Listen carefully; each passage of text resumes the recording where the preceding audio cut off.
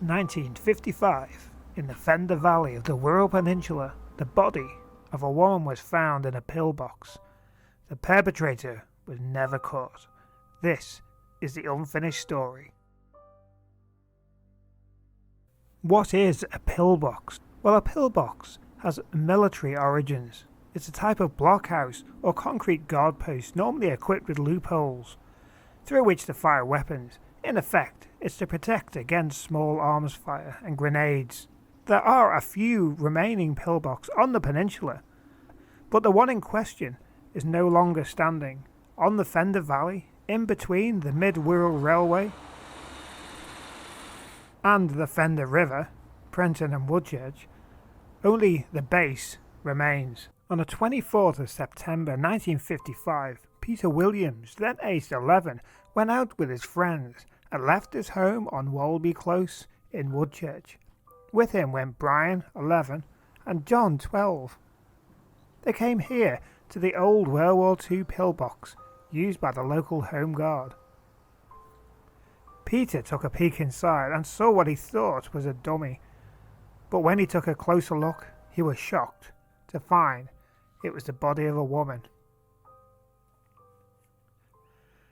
Shouting to Brian and John, they all scrambled home to raise the alarm, and hereby commenced the pillbox murder mystery that is still unsolved today.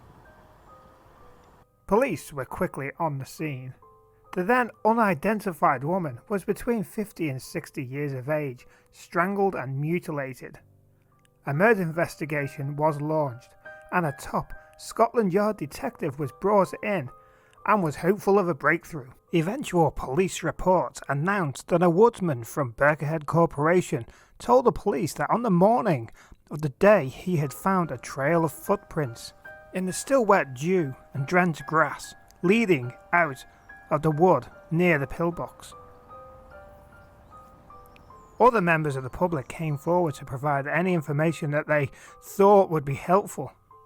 But as the day wore on, the murderer and the victim remained a mystery. At this period in time, the Homelands Estate and the M53 was not built.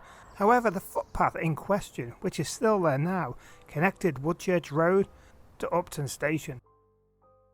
Then, the police controversially published the face of the dead woman in the local paper. But readers of the paper recognised the dead woman as Alice Barton, an impoverished-looking woman who had been seen in the Kirkdale area over in Liverpool. The local paper was soon viewed by John Barton, the then 56-year-old husband of the murdered woman. A shock for him, for he had not seen his wife since she walked out on him at Christmas 1943. He indeed identified the victim in the Price Street mortuary. Alice Barton had been staying at St Winfred's Hotel in Bootle, Liverpool, for the days before her murder.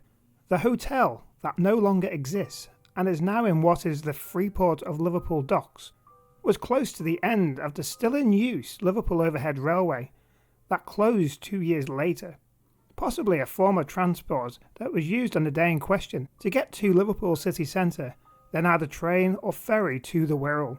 It emerged that Alice had drifted into the dangerous world of prostitution after leaving her husband.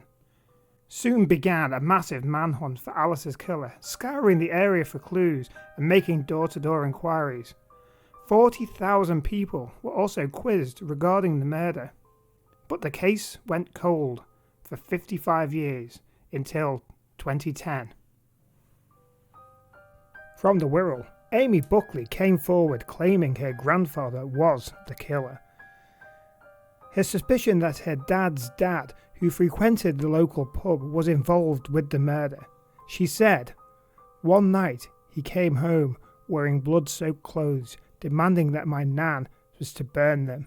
My nan was so horrified and in shock, she went to throw them in the wash immediately, but he ordered her to burn them there and then."